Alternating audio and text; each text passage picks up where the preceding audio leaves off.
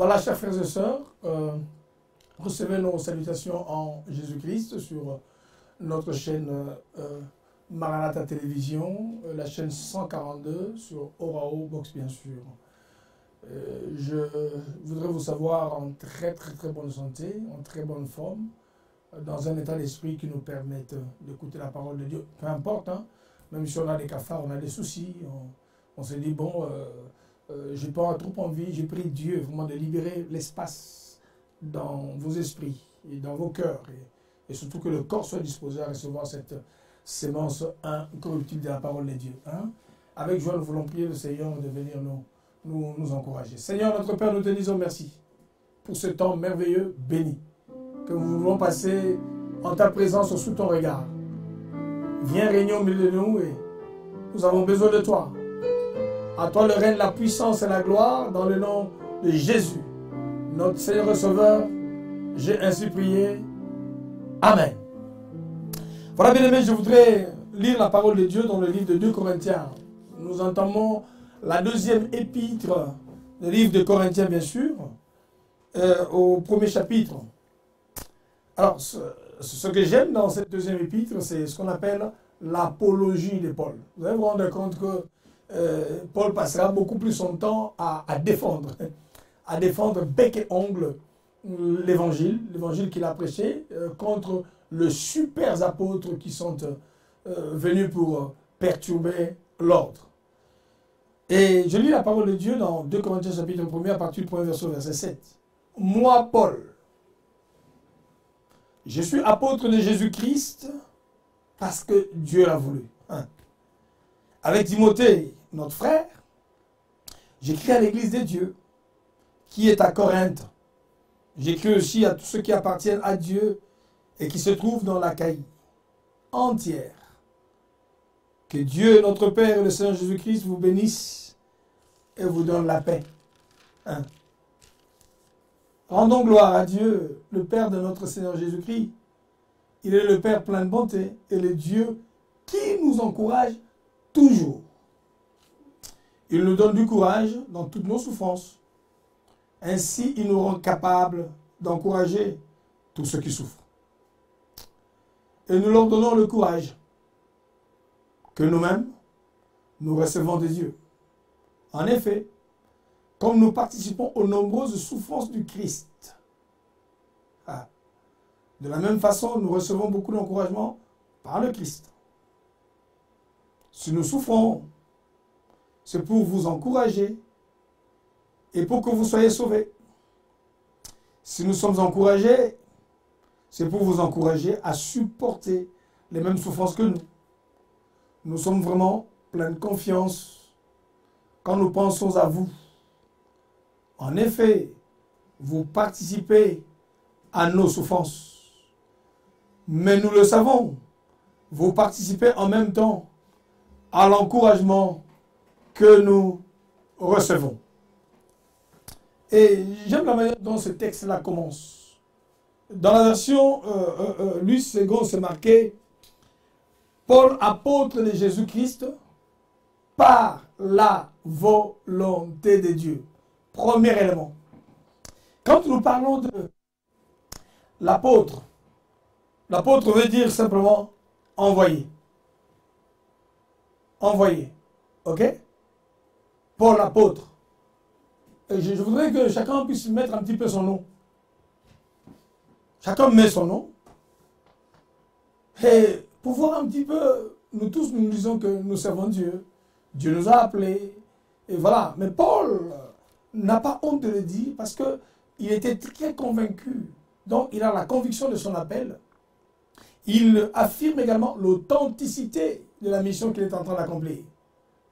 Mais dans pas mal de choses, bien aimés, si nous avons très souvent le manque de résultats d'ailleurs, et pas mal de saisons de confusion qui nous arrivent simplement parce que le Seigneur ne nous a pas envoyés. Donc ça veut dire qu'il y en a qui font l'œuvre du Seigneur simplement parce que c'est elle qui m'a dit de le faire. Je le fais par snobisme, je le fais par suivisme, je le fais parce que c'est un effet de mode. Ok? Mais là, l'apôtre Paul commence pour dire que, écoutez, moi, Paul, apôtre, c'est-à-dire envoyé par la volonté de Dieu. Alors, notre problème, c'est quoi en fait? Est-ce que Dieu peut nous envoyer? Je voudrais parler de la première source de souffrance. Parce que l'homme souffre, c'est une chose. Mais quand on ne comprend pas la cause, quand on ne comprend pas l'origine ou la genèse de sa souffrance, c'est là où ça pose d'énormes problèmes. On va s'insurger contre les autres, on va tenir tête aux autres également. Nous aurons du mal à reconnaître l'ascension des autres, simplement parce que notre problème, nous ne savons pas, peut-être que nous-mêmes, nous sommes à la base de notre souffrance. Parce que ces textes sont remarqués, on parle de l'encouragement, de la consolation, et on parle également de la souffrance. Mais la plupart de nos souffrances, de nos difficultés que nous avons, c'est vraiment à l'origine. Paul dit, écoutez-moi très bien, moi, Paul, que vous voyez là, j'avais une vie avant. Moi, Paul, que vous voyez là, je faisais autre chose avant. Moi, Paul, que vous voyez là, j'ai réussi peut-être ma vie à ma manière avant. Mais si vous me retrouvez dans ces choses-là, bien entendu, je parle des choses du ministère, des choses du royaume. L'apôtre Paul dit, c'était peut-être contre ma volonté. Donc si ça ne dépendait que de moi, Paul, non, je serais là en train de faire mes choses que je faisais avant. Je voudrais vraiment que nous puissions nous rassurer. Bien-aimés, que notre départ a été fait avec Dieu. Et que c'est Dieu qui est à la source, pas notre imagination, pas par enchantement, pas par snobisme, comme je dis tout à l'heure, et pas par mouvement non plus, parce que les uns sont en train de le faire. Oh, que chacun prenne garde de la manière dont, bien aimé, il a bâti, soit son appel ou son mouvement. Je voudrais vraiment en appeler à nous tous, parce que très souvent, le ministère, quoi que c'est un appel de Dieu, le fait de prêcher, de suivre les âmes, mais c'est aussi une source de problèmes, d'énormes difficultés. C'est-à-dire que Dieu n'est pas dans nos batailles, il n'est pas dans nos ambitions personnelles. Est-ce qu'il s'agissait d'une ambition personnelle? J'en sais rien. Voilà pourquoi Paul, parce que c'est une apologie de Paul, le texte là vous avez remarqué. C'est-à-dire que dans tous les 2 Corinthiens 1, l'apôtre Paul ne fera que défendre son ministère. Il va s'opposer à ces personnes-là, il voulait leur dire que moi je ne me suis pas appelé moi-même. Voilà, première source de souffrance. La première source de souffrance, c'est quand Dieu ne nous a pas appelés. Bon, quoique tout le monde ait son appel, mais tout dépend de la manière dont on le fait. Est-ce qu'on le fait selon la volonté du Seigneur ou à la volonté du deuxième élément, type de souffrance, ça peut être Dieu m'a appelé, mais en fait, l'apôtre Paul dit, moi, Paul, envoyé donc appelé de Dieu par la volonté de Dieu. Il y a des choses malheureusement que nous ne faisons plus dans sa volonté. C'est-à-dire qu'il y a beaucoup d'artifices, il y a beaucoup de choses que nous rajoutons. Je crois que, et en ce moment-là également, Dieu n'est plus dans l'affaire. En ce moment-là, la Bible dit, Éphésiens 4:30, n'attristez pas le Saint-Esprit, hein, par lequel vous avez été scellés pour le jour de la rédemption. C'est-à-dire que l'Esprit de Dieu n'a plus de place, c'est des principes, c'est des lois, et c'est des choses que nous rajoutons, et ça fait mal, et puis tant qu'on ne répare pas ça, notre souffrance ne peut que s'augmenter. Alors, la Bible dit ceci, rendons gloire à Dieu, le Père de notre Seigneur Jésus-Christ, il est le Père plein de bonté, qui nous encourage toujours. Premier élément, il nous donne du courage dans toutes nos souffrances. Ainsi, il nous rend capables d'encourager tous ceux qui souffrent. Et nous leur donnons le courage que nous-mêmes, nous recevons des dieux. Ah, ça c'est quelque chose d'assez important. Nous remarquons, bien aimés, que c'est difficile et contradictoire à la fois. Nous-mêmes, nous manquons d'argent. Nous-mêmes, nous manquons de situations. Nous-mêmes, nous avons des malades chez nous à la maison. Nous-mêmes, nous avons des situations tout à fait compliquées dont on cherche des solutions mais on ne trouve pas d'issue. Mais on se rend compte en même temps que Dieu nous met en face des personnes qui ont pratiquement les mêmes problèmes que nous.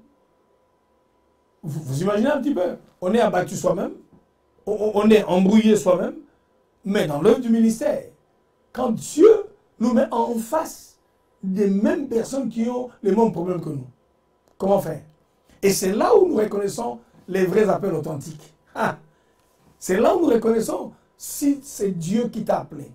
Si c'est Dieu qui est dans l'affaire, je peux t'assurer, bien aimé, non, tu ne seras pas noyé. Il y a une force, une main invisible de Dieu qui viendra te soutenir pour te sortir de cette situation-là. Parce que, on se rend compte, moi-même, j'ai tel problème, mais telle personne encore me pose le même problème. Mais la Bible dit ceci, il nous donne du courage. Dieu encourage toujours ceux-là qui marchent. Voilà pourquoi la Bible dit, je ne vous abandonnerai point et je ne vous délaisserai point. Non, je voudrais aujourd'hui prier. Prier pour ceux-là qui ont un appel authentique, qui sont convaincus que c'est Dieu qui m'a appelé. Écoutez-moi, qui refuse la corruption. Écoutez-moi, qui refuse les compromissions. Écoutez-moi, qui refuse de faire comme tout le monde fait. Ils refusent de voler, de tricher. Ils se disent non, malgré la difficulté, je vais endurer cette souffrance. Ils n'ont pas d'argent. En Europe, ça va encore. Mais il y en a dans certaines contrées, ils vont prêcher l'évangile, ils traversent des rivières à pied, 10, 15, 20 km. Ils mangent difficilement. Ils s'habillent difficilement. Ils n'ont pas de voiture comme nous ici. Ils n'ont pas de train, ils n'ont pas de métro. Ils n'ont pas des conditions requises pour pouvoir prêcher la parole de Dieu. Mais ils le font tellement avec joie. Ils le font avec tellement d'enthousiasme. Donc je voudrais prier Dieu de dire à ces personnes, donc recevez l'encouragement dans le Seigneur. Oh bien-aimé, écoutez-moi très bien. Il y en a de nos jours aujourd'hui, bien-aimé, pour aller prêcher parce qu'il n'a pas de transport. Il ne part pas. Il n'a pas de carburant. Une bonne raison pour ne pas aller prêcher. Bien-aimé, mais là, nous trouvons, bien-aimé, il y en a, notre encouragement, nous le recevons dans le Seigneur. Ah, ça c'est merveilleux ça. Dieu nous encourage. Et comme lui, c'est notre source d'encouragement, nous aussi, nous recevons la capacité d'encourager les autres. Bien-aimé, je voudrais dire à quelqu'un, laissez-vous encourager par Christ. Laissez-vous, bien-aimé, être rempli de la force de Christ. J'imagine tu es mère de famille. J'imagine tu es femme au foyer. J'imagine le boulot que tu fais ne te permet pas de nouer le déboulement. J'imagine que, bien aimé, tu as la possibilité de gagner trop. Tu as la possibilité de faire aussi comme les autres pour pouvoir trouver le chemin, le raccourci. Mais à cause de ta foi, à cause du nom de Christ, tu acceptes de supporter. Tu dis non à ces choses. Continue à dire non. Continue encore. Reste ferme dans ta foi. La Bible dit ceci. Hey, si nous souffrons, c'est pour vous encourager et pour que vous soyez sauvés. Si nous sommes encouragés, c'est pour vous encourager à supporter les mêmes souffrances que nous. Nous sommes vraiment pleins de confiance dans la foi quand nous pensons à vous. En effet, vous participez à nos souffrances. Mais nous le savons, vous participez en même temps à l'encouragement que nous recevons. Je voudrais parler de la consolation. Je vais prier pendant ce temps que la consolation de Christ vienne à l'égard de ceux-là qui souffrent, de ceux-là qui subissent le rejet, de ceux-là qui reçoivent des insultes, de ceux-là qui ont eu des étiquettes, on vous a collé le même de nom, bien-aimés. De ceux-là qui sont méprisés, on ne vous écoute même pas. Simplement à cause du nom de Christ. Je voudrais prier pour tous les serviteurs. Je voudrais prier pour toutes les servantes de Dieu. Je voudrais prier pour tous ceux-là qui sont au service de Dieu. Quand je parle de serviteurs et servantes, ce n'est pas seulement les 5 ministères d'Éphésiens 4, non. Tous ceux qui sont d'une certaine manière ont mis leur vie en danger pour la cause de l'évangile. Tu peux te gagner d'âme, chantre, adorateur, j'en sais rien. Partout le nom de Jésus est cité. Je voudrais t'encourager. Non, il y a une consolation puissante qui vient dans le nom de Jésus. Dieu est là. C'est lui notre consolation. Dieu est là. Le matériel ne sera jamais une consolation pour nous. Notre consolation, c'est Christ, Jésus, qui est avec nous. Je voudrais prier le Dieu de la consolation, oh, de te consoler. Je voudrais prier le Dieu de la consolation, bien-aimé, de te faire oublier toutes les peines que tu as eues. Jésus viendra effectivement pour nous consoler. C'est toi notre Seigneur, notre Père. Il y en a qui souffrent en prison. Il y en a qui connaissent l'injustice. Il y en a qui sont chassés de la maison à cause du nom de Jésus. Il y en a qui sont chassés de leur travail. Il y en a qui sont jetés injustement, oh Dieu, dans les épreuves compliquées. Je pense à Daniel, je pense à Shadrach, je pense à Abednego. Eh Dieu, ils ont souffert à cause de ton nom. Je prie pour les Daniel de notre temps. Ceux-là qui disent non. Ceux-là qui disent non, je ne fléchirai pas mes genoux. Ceux-là qui disent je ne céderai pas. Ceux-là qui veulent garder leur pureté. Ceux-là qui veulent garder leur virginité. Ceux-là qui veulent garder la droiture. Ceux-là qui veulent garder une vie de sanctification. Ceux-là qui ne veulent pas céder aux pressions de ce monde. Dans ce monde de défis, oh Dieu, donne-nous de rester justes. Ceux-là qui ne cèdent pas à la corruption. Ceux-là qui ne cèdent pas à l'occultisme. Ceux-là qui ne cèdent pas au syncrétisme.